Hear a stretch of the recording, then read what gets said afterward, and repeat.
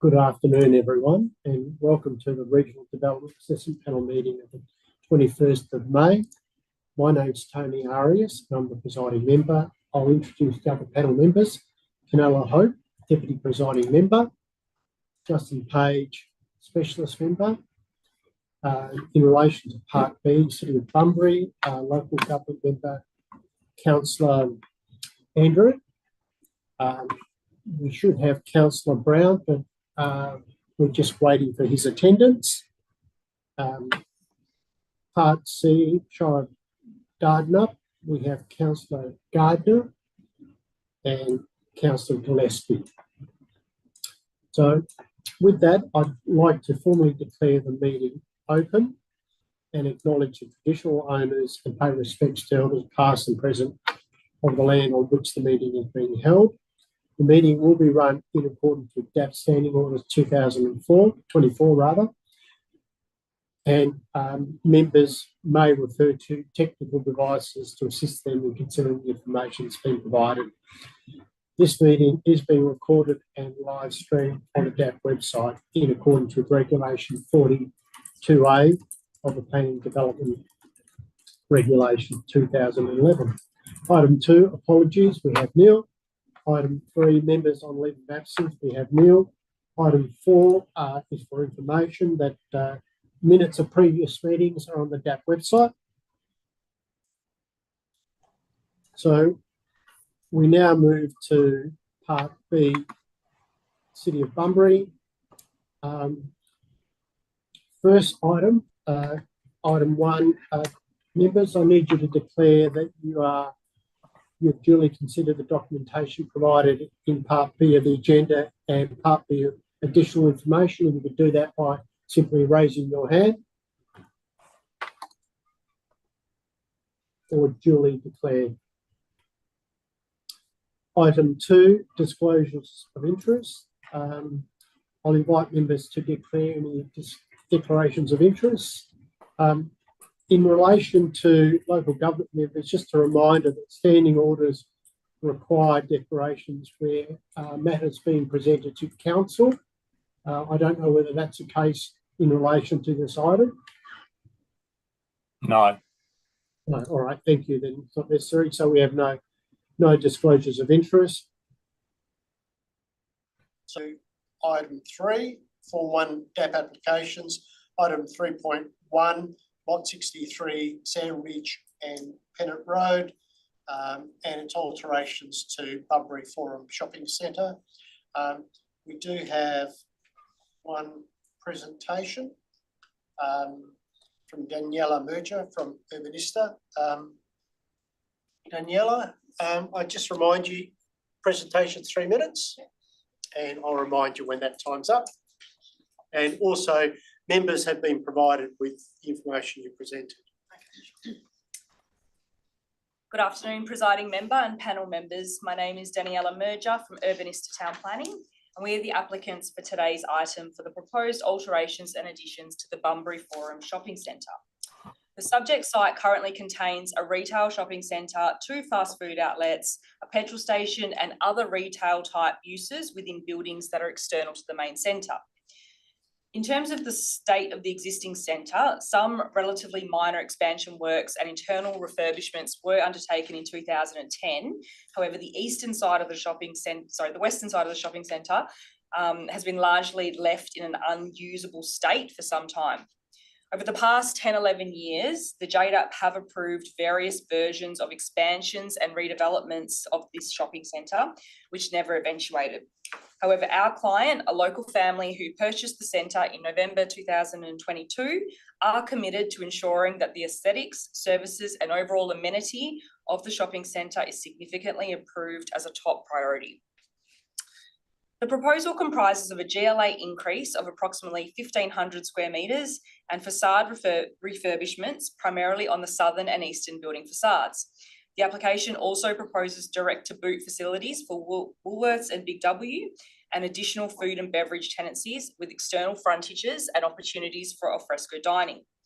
Referring to attachment 8 or pages 158 to 175 of the agenda, The colour renders provided illustrate that the external facade will be considerably enhanced with the introduction of a colour and material palette that includes sandstone blocks, perforated sheeting, graphic and colour artwork, timber pergolas adjacent to the food and beverage tenancies, and various architectural features across the external elevations. The public realm will also include shade sails for the main car parking area, additional spaces for bench seating and decorative features, and an overall increase of landscaping across the site. At the rear of the building, modifications to the Strickland Street verge and crossovers are proposed to facilitate safe truck and vehicle access to the rear loading docks.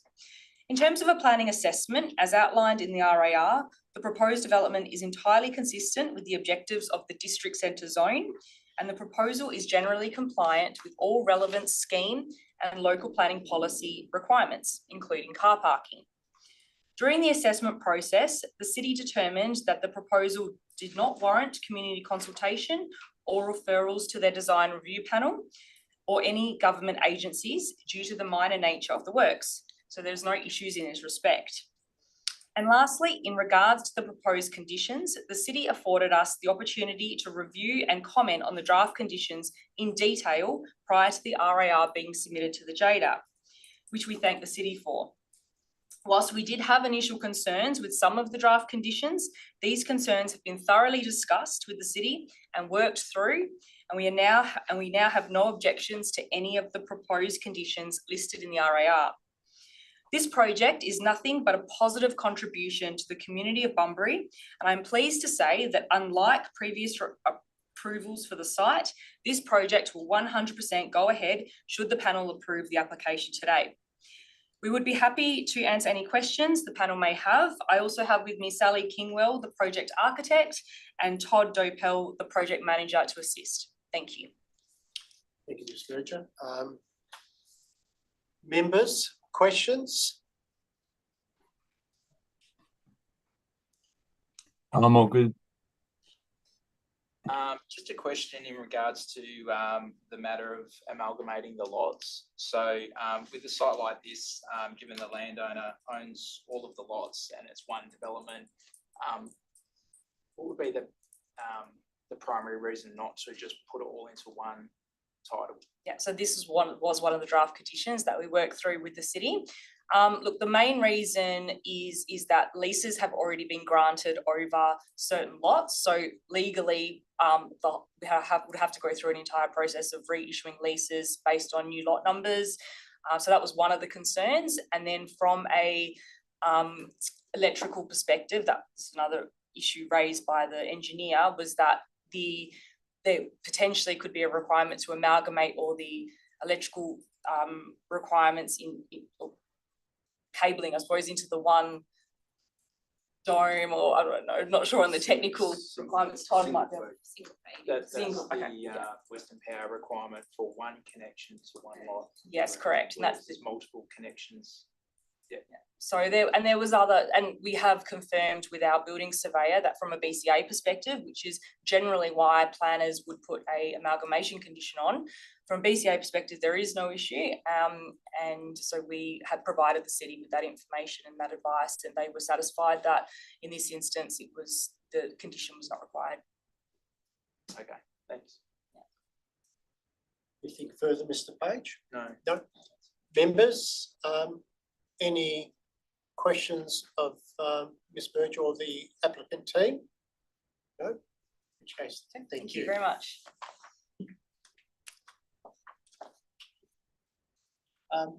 We now move to the City of Bunbury offices.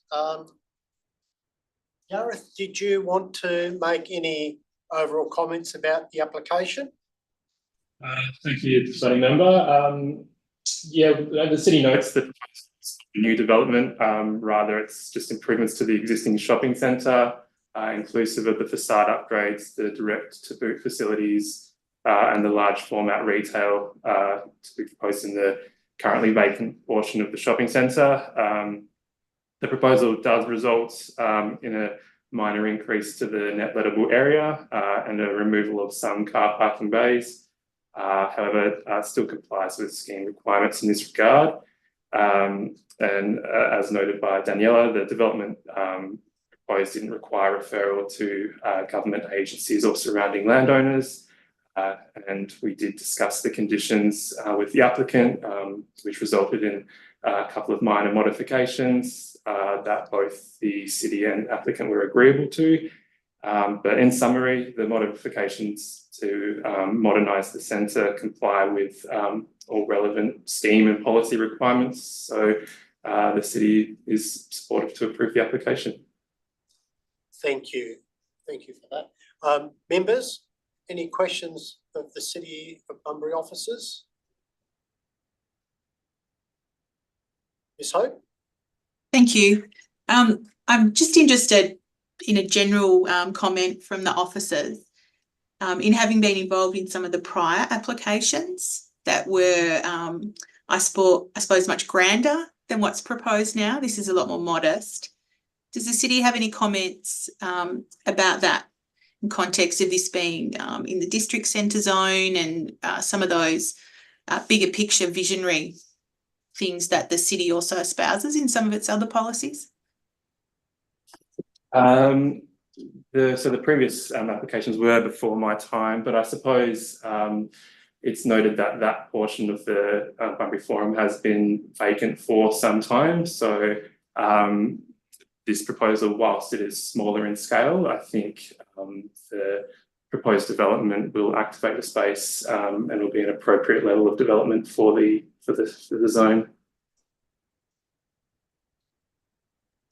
Thank you. That's the only question I had. Members, any other questions? No, I'm fine, thank you. Thank you, Gareth. So we now move to the item itself, and we've got a recommendation in the RAR to approve subject to conditions. Is someone prepared to move the motion in the RAR? I'm prepared to move that. Councillor Brown? Is there a seconder for the motion? I'll second it.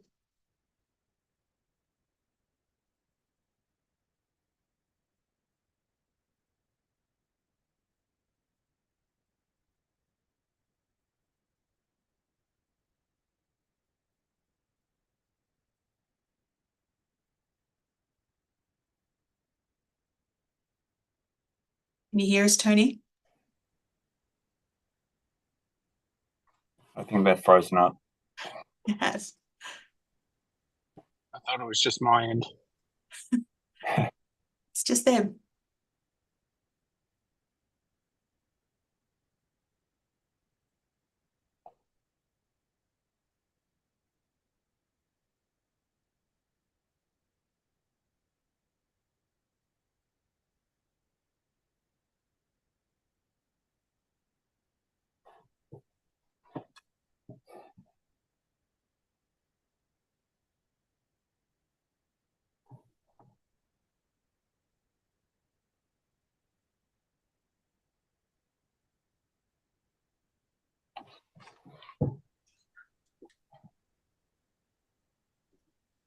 Yeah. Councillor Brown, would you like to speak to the motion? Yes, I'd just like to say it's welcomed these additions and the upgrade of the facade. It's been a long time in the making. However, as Mrs. Hope mentioned, they're not as grand as what has previously been presented. However, it'll be a welcome sight to the forum in itself, and yeah, I'll be voting for that. Thank you, Councillor Brown. Mr. Page, did you want to make comment? Yeah, I was just going to say that the proposed development will make a positive contribution to the centre, and that's the overall increase in the retail floor space alongside the reduction in car parking still balances out, and overall under the city's local planning framework, the proposal is compliant and consistent. Thank you. Is anyone opposed to the motion? Anyone else wanting to speak to the motion? Ms. I will Hope? just briefly. I'm not sure when you dropped out. The rest of us were still on the screen, so I don't think you saw me put my hand up as the seconder. That's all good. I was going to echo the same comments about consistency with the planning framework, and that it's great to see the improvement and these works taking place. But as alluded to in my question, I think there's still a lot of potential at the site, and yeah, that opportunity, I suppose, shouldn't be lost in the future when the time is right. Thank you. Thank you, Ms. Hope. Anyone else wanting to make any comment? I'll be supporting the motion as well. I think the uses proposed reflect the centre's status as a district centre, and it would seem, based on the RAR, the proposal is consistent with the objectives and the general planning framework. So for that reason, I'll support it as well. So it was moved by Councillor Brown. Councillor Brown, did you want to make any closing comment? No, I'm fine. Thank you, sir. Thank you. Which case, we have a motion to approve, subject to conditions. All those in favour?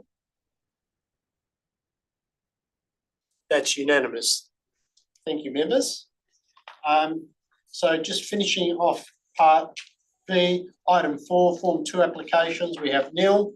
Item 5, Section 31 staff reconsiderations, we have nil. So that concludes part B of the agenda.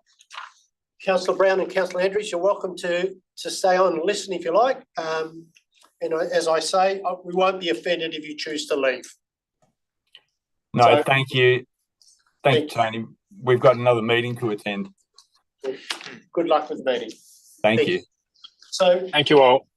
thank you. So we'll now move to part C of the agenda. So it's Shire of Dardanup.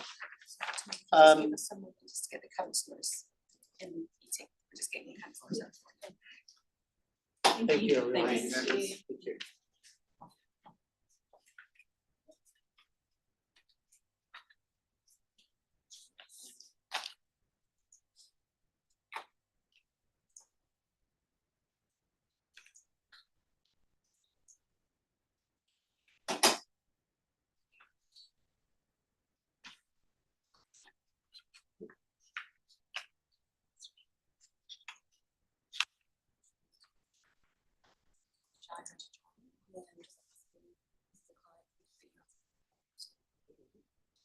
So I'll just, Councillor Gillespie, Councillor Gardner, you can hear us? Terrific. Okay, so we move to part C of the agenda, which is Shire of Dardanup. Item 1, declarations of due consideration. Members, are you able to confirm that you've duly considered the documentation provided contained within part C of the agenda, part C of the related information? If you're able to do that just by raising your hand. Or duly declared, thank you. Item 2, disclosures of interest. We don't have any disclosures to date. As I indicated earlier in the agenda, the standing orders require local government members to make a disclosure if the item's been to a council meeting. No? Okay, in which case, no disclosures of interest. Thank you, members. So we now move to item 3, and it's lot 505 Hardisky Court, Picton East, and it's conversion of a diesel generated power station to battery energy storage. We do have one presenter, Michael Wilcock. Michael, as I said earlier, you've got 3 minutes. Which is not a lot of time. I can speak fast. I won't dawdle. So over to you. Thank you for the opportunity to present today. My name is Michael Wilcock from Taylor Burrell Barnett. We're the planning firm assisting our client, Tesla Corporation, in relation to some of their upgrades. This is one of 4 sites that they're looking to upgrade from a diesel generation power station to a battery power station. The technology is far superior to the diesel generators, easier to flick on and off to provide extra stability to the Swiss. And the existing power station has been built and has been operating since, I think, 2011. Our client is interested in relocating the diesel generators to a site in Kemerton, which was approved last week. And there's a site in Northam that was approved by their council in early April for upgrading that power station to the BESS as well, the battery energy storage system. In relation to all of these power stations, we've been looking at the considerations under the bushfire management plans because they're high-risk land uses. And in context to that, we've been discussing with the Shire's officers, and our client presented at the council meeting in April, seeking deletion of the conditions in relation to landscaping on site. And that primarily is in relation to our considered opinion that the preservation of the facility in terms of its asset protection zone and retaining the integrity of the site against bushfire risk potentially carries more weight, in our opinion, to landscaping. We do appreciate that the site doesn't have much landscaping on site. That's also a deliberate management measure to mitigate against risks to workers on site in terms of potential tree roots affecting the safety of the site, and also introducing any vegetation that carries a risk of transmitting a bushfire into the property, or likewise just adding further risk in terms of the bushfire management approach. So we had put forward a request to the Shire's council as a deputation for requesting amalgamation of the 2 conditions for the acoustic assessment. We just saw that there might be sort of an efficiency consideration for having 1 condition to 2, and we've respectfully requested deletion of the landscape conditions. They've carried through the council's resolution, and they're in the agenda at the moment. We do appreciate, again, that there is a consideration of pragmatism or principle in terms of landscaping. Discussing that with the client as a second backup, I guess, we would instead, in the first instance, respectfully request deletion of the landscaping conditions 4 and 5. If the DAP is still of a mind that landscaping be considered and implemented through the approval, we would respectfully request that the time frame for it, which is set at 1 month from approval, be changed to prior to issuing of a building permit. And the implementation condition 5, which speaks to a 6-month from approval time period, we would respectfully request that that be prior to commencement of operations. That would just assist with our client's overall program of upgrades on various sites, taking infrastructure off, bringing the batteries in, and that program of works is potentially extending towards 2027. So implementing landscaping 1 month from approval versus the actual works may be several years down the track. We would also respectfully request that if the condition is kept, that we look to curtailing or excising the requirement for landscaping on the site due to the bushfire risk concerns. Instead, look at the verges instead. So we've appreciated that the Shire has been very pragmatic and proactive on this application. We've appreciated their assistance in pre-lodgement consultation and the assessment of the application. And we're available for any questions that the panel may have. Thank you, Michael. Members, questions? Ms. Hope? Thank you, and thanks for your presentation. In your presentation request, you set out some suggested wording for both of those matters. Just with regards to the landscaping one, do you have some suggestions on perhaps any further modifications to that? Just noting it doesn't refer to this matter of landscaping on the verges. Yeah, potentially within the matters listed in alphabetical order, we could suggest the landscaping treatments be in relation to the verge itself, such as lawn mulch areas and low threat vegetation, and removing bin collection area reference. That may be of assistance. Potentially, we could also suggest an item E that it refers to compliance with the bushfire management plan, just to link the two together. Okay, so just to be clear, the preferred position is no landscaping requirement. But if there was to be a landscaping requirement, the preference is to keep it fairly modest and preferably more focused on that outer area of the site, including the verges. That's correct. In talking to the client, their initial preference is focusing on the integrity of the battery itself in its ongoing operation. It is an unstaffed site, and their preference would be to minimise any landscaping that may interfere with the ongoing operation of a remote facility. So that's their first preference. In discussing with them, a low threat state would probably, I imagine, be grass and a couple of trees, and the trees would have to be specifically chosen that the bushfire accredited practitioners can sign off that they won't cause any risks as well. So Okay. we're probably in a very limited scale of landscape. Yeah, okay. So the preference is more for landscaping that's low maintenance.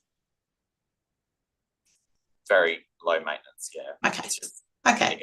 Cool. All right.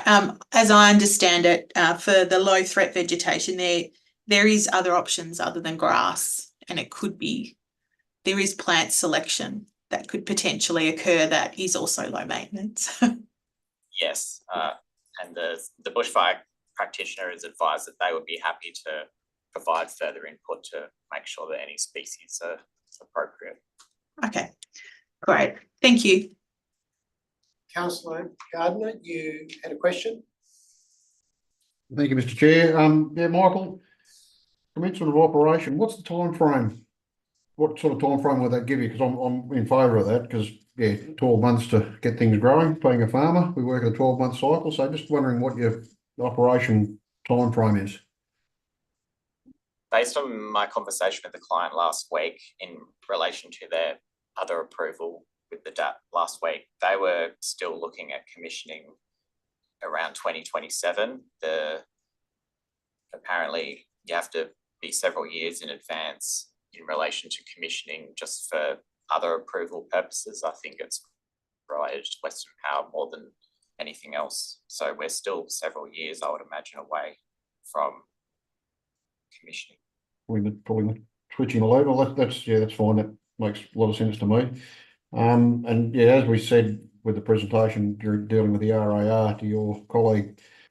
The landscaping plan will be fairly minimal if it is so imposed upon you. So yeah, it's to not have one doesn't give us any cover. So yeah, keeping it minimal would be a preference to myself. Michael, I had a question, probably more clarification in terms of the use. I think the RAR talks about the diesel generators being replaced. Is that the case? Yeah. Some of the infrastructure will be able to be retained on site. I think it's the transformers themselves and the control room. The generators are going to be decommissioned and removed from the site. They're going to go to the approved location in Kemerton. That means that the ventilation stack above the generators will also be taken from the site. So the result will be just the enclosures for the battery storage containers will replace the generators on the site. The overall height reduces as a result. So effectively, this becomes a battery storage facility, correct? Yeah, okay, thank you. Councillor Gillespie? Yeah, thank you. I just had a question as well about the landscaping. So you'd already answered one of them. I had written notes to say whether 6 months and 1 month after approval is appropriate, given there'll be development works. You don't want to plant trees and then they get knocked over as such like that. But my question is, looking at the site photo, it's quite minimum anyway. And the conditions for the landscaping do look to be quite a minimum requirement of just keeping the existing trees, vegetation, verge areas, etc. So what else are they proposing to remove any of the existing conditions that are required there under point 4?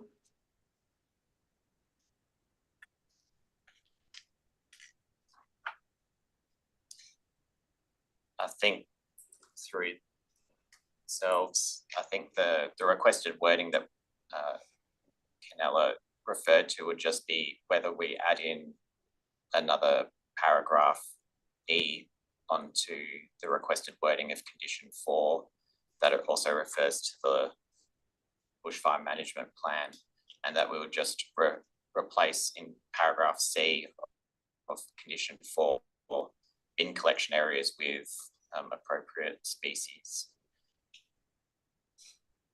So, Councillor Gillespie, was that clear to you? Yeah, because I was just looking at it thinking it looks quite minimum anyway, the vegetation requirements for the landscaping plan. So yeah, no, that's fine. Thank you. And the expectation with these sorts of conditions is that the applicant and the Shire officers would work through and come up with a suitable plan. It's not our role to actually devise a landscape plan through the meeting. So, Mr. Page? Yep, just on landscaping. So with your modified conditions, you dropped subclause E, which were areas to be irrigated. Does that mean that the site doesn't have water connection or a water supply to maintain the landscaping? To my knowledge, the landscaping on site isn't irrigated, and in terms of the condition wording, we're suggesting that is of a mind to implement a landscape condition that would be related to the verges, which we would suggest our client cannot irrigate since it's outside of their property in the verge. Okay. So is the site, does it have a water connection? I'm not aware. It could do. Yeah, I'm not aware. Okay. So your modified condition is to just landscape the verges. Okay. Yeah. In consultation with the client, they're pretty emphatic that for their operational requirements, they're seeking no landscaping in the site. Internally. So I just noticed that the noise wall on the eastern side of the property is actually set back probably about 2 metres from the cadastral boundary, the street boundary. Could that be an area that could be included as well as the verge, given that it's on the other side of the street side of the wall? Without knowing the full requirements for when those acoustic walls were approved, I would hazard a guess that is set back purely in relation to the typical setbacks for the industrial zone. So there may not have been a requirement for landscaping back then either. I'm just presuming that that's why the site looks the way it looks. Okay. Yeah, no further questions. Okay. Members, any final questions? Thank you, Michael. Thank you. We now move to the Shire offices. Ashwin, you can hear us? Thank you, Chair. Good afternoon. Good afternoon. Development Service. Thank you very much. Firstly, I just want to correct a slight error. There was a query came to me yesterday from DAP in relation to the developments exempt under the GBRS. It actually is exempt under the GBRS, so we'd have to change the actual recommendation in so much to remove approval under the GBRS. So have you got some suggested words, or? We'll just have to remove reference to the GBRS, presiding member. So in accordance with clause 68 of the Schedule 2 of the Plan Development Regulations 2015, as opposed to in accordance with the Greater Bunbury Regional Scheme. Okay. Yeah. And apologies for that error. All right. Ashwin, before I ask members to direct questions, have you got a comment on the proposed changes to the conditions as outlined by the applicant? Thank you, presiding member. I think just to start off, generally the Shire officers support the proposal. In terms of the landscaping conditions, as we are of the opinion that the landscaping condition is required, but in terms of timeframes, we are happy for it to be amended in so much to prior to the issue of building permit and to prior to commencement operations, as opposed to the 1 month in condition 4 and the 6 months in condition 5. So we're happy with those timeframes as proposed. In terms of the landscape requirements, I think there's opportunity here through this development application to really improve the appearance of the development of the site. The scheme is quite specific about landscaping on site in 3 meters of the road boundaries. What we've done as part of this proposal as well is propose or impose a condition requires verge landscaping. Our approach to ultimately requiring that is the more layers you have before the actual development, improves the appearance of the development. I think as member Page mentioned, there is that ability as well to landscape on the eastern side, which is the longest side of Hardisty Road, because currently now there's a big noise wall there and it's quite a stark appearance. So we are of the opinion to keep the condition. The Shire is happy for the changes to the timing of the condition. We want the landscape to address verge and on-site, in addition to the irrigation to be kept. Now, during this deputation by the applicant, there could be an additional condition in there to arrange for maintenance of the verge landscaping if JDAP consider to keep that condition as proposed. Okay. So you accept the applicant's proposition in terms of timing. What you don't agree with is that it's simply the verge landscape that should be undertaken.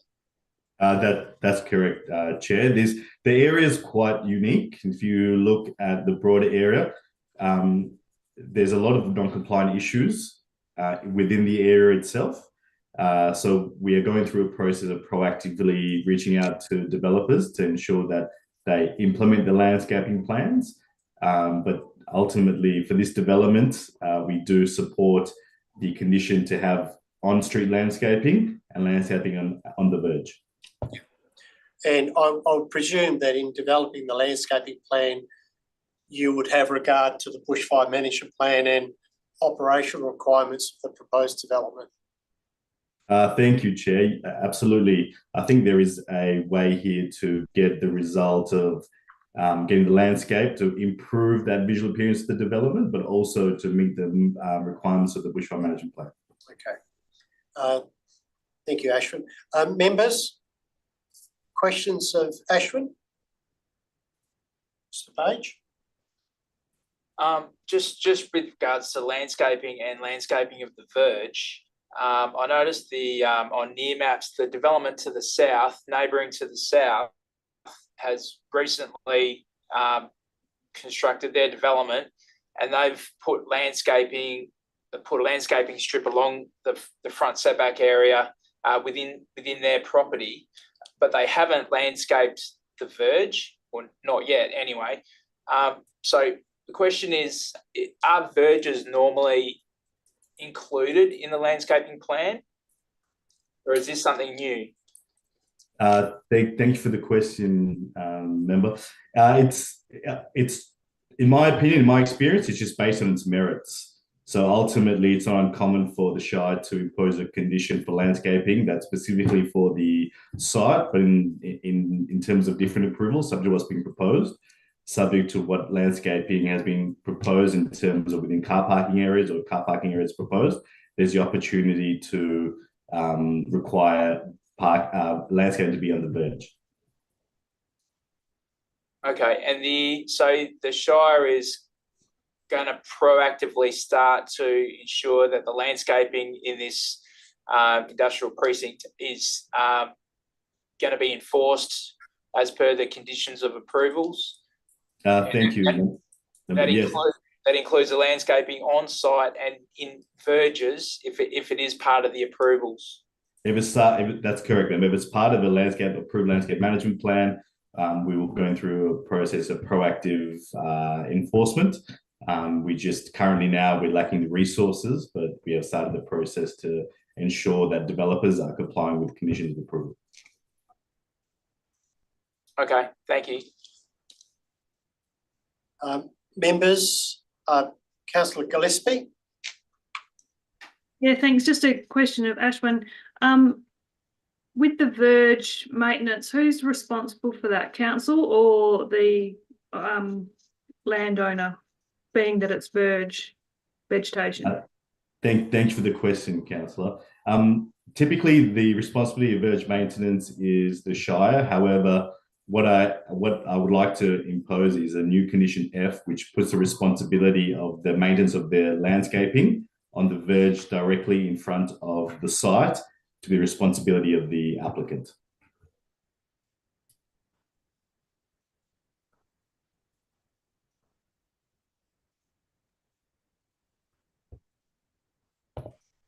Councillor Gillespie, you're... Yeah, sorry, I'm just deciding whether I have another question or not. So is that going to be setting a precedent in Ashman that in future that's going to be a condition of future landscape plans for that area? Look, thank you for the question through the chair. Ultimately, it has to be each application's assessment its merits, councillor. So, in my opinion, this wouldn't set the precedent, and we'd have to make an assessment at the time of assessing what's being proposed. Thank you. Members, any other questions? Councillor Gardner. Thank you, presiding member. Just a quick question to Ashwin regarding the addition of Part F. The preamble in Part 4 there's a landscape plan for the development site and the adjoining road verge. Are we sort of double dipping on the road verge by putting an F in, or do you feel it's necessary just to? I mean, I feel that officers would probably wouldn't want a very onerous condition in the landscaping plan there, but are we double hitting the applicant by putting F in? Thank you, Councillor. Just if I understand your question, you're saying the reference to road verge already addresses our concern. Sorry, Councillor, just to confirm your question. Yeah, that's why I look at it, yes. Okay, thank you, Councillor. Look, to a degree it does, but it's also very important to establish responsibilities for the maintenance of the verge, and because the landscaping is connected to the actual proposed development, in this instance, it's my opinion that a condition that establishes responsibilities about the maintenance of their landscape would be a great benefit to the applicant, the Shire, to really delineate those responsibilities. Thanks, Ashwin. Members, any other questions? No? Okay, in which case, Ashwin, thank you for your responses. Thank you, President Chair. So we now move to the actual item. And we have a recommendation in the RAR to approve subject to conditions. Members, someone prepared to move the motion in the RAR?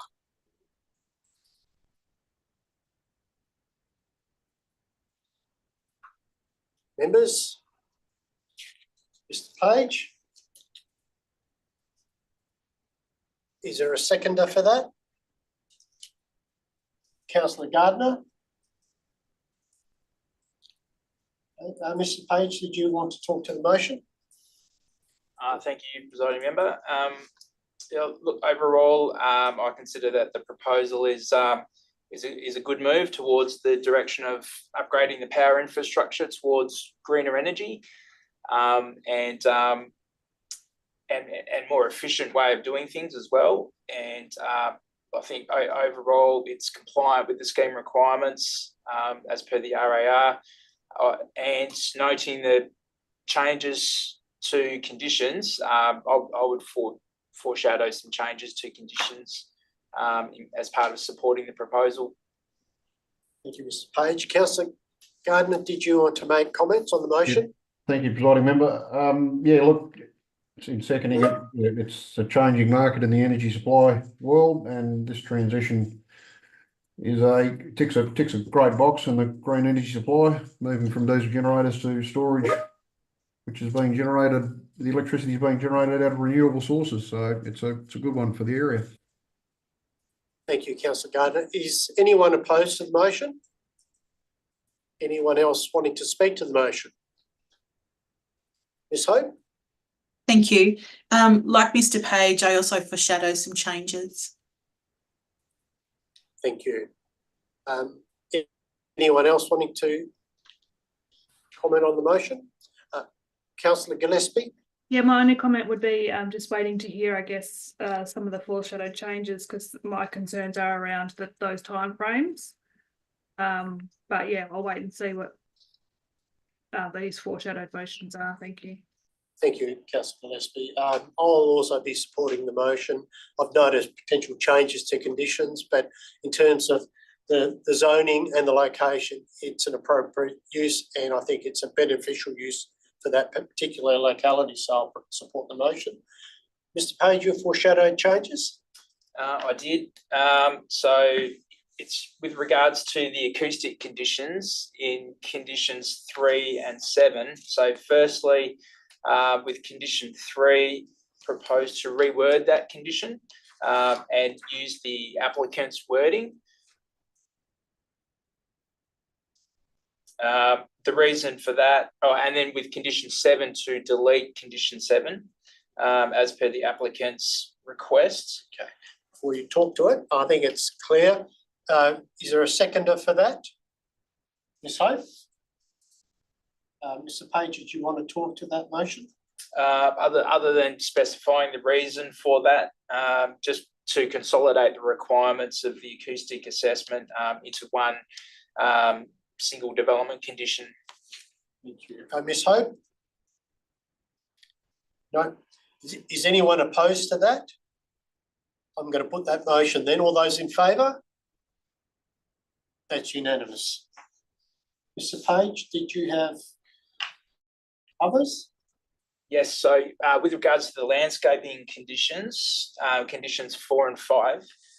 So firstly, condition 4, I put forward to retain the Shire's condition, except remove the time frame at the beginning and replace it with the applicant's wording. So the applicant's wording being prior to the issue of a building permit, and that would replace the original condition wording within 1 month of the date of this approval. Okay, and the balance remains the same? The balance remains the same, and then there would be a new subclause F to basically, well, the wording would be demonstrate compliance with the bushfire management plan. Okay. Is there a second for that? Councillor Gardner?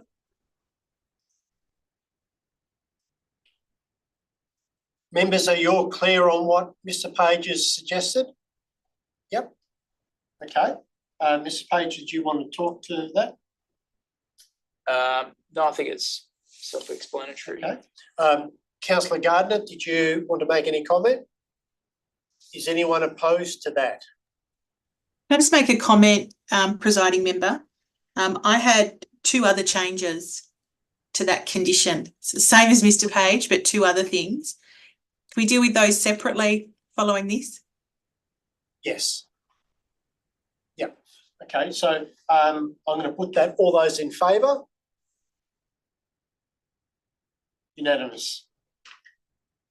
Mr. Page, were there? So condition 5 would just be rewording.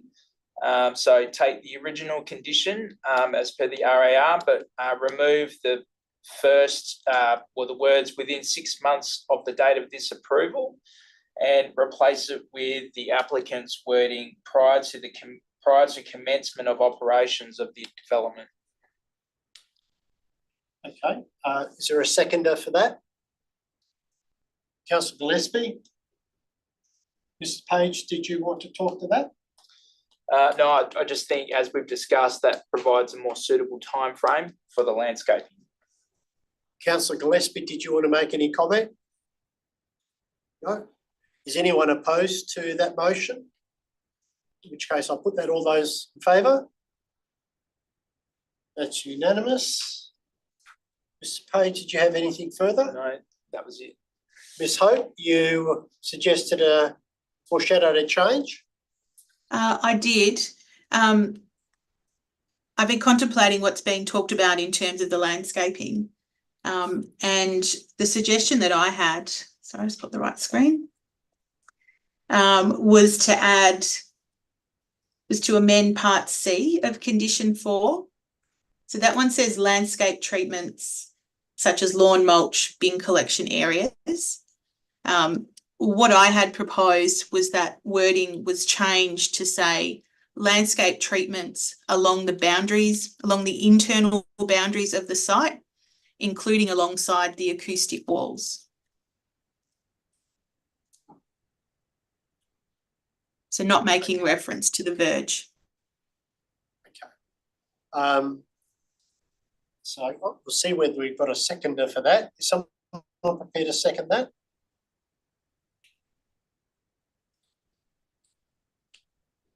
Sorry, can I ask a question? You, Councillor? Yeah, can I ask just a question? So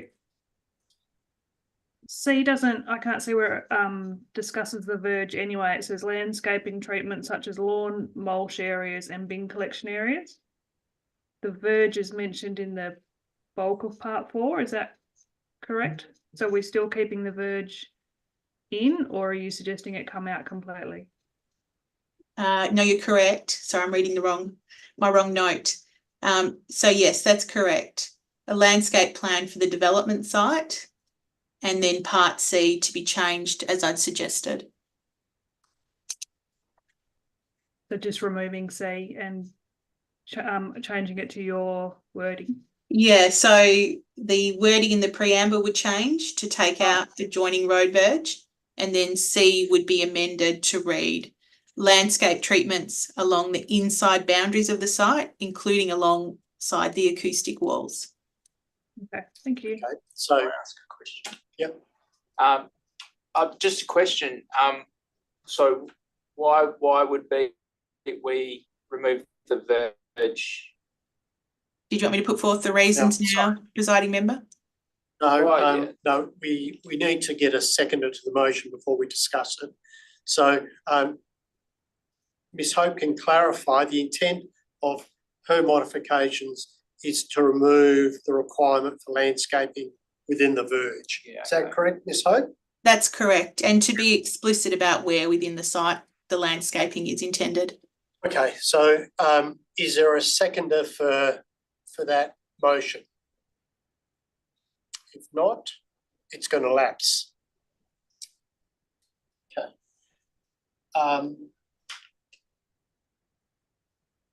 Members, were there any other potential changes to conditions? Yes, I had further two.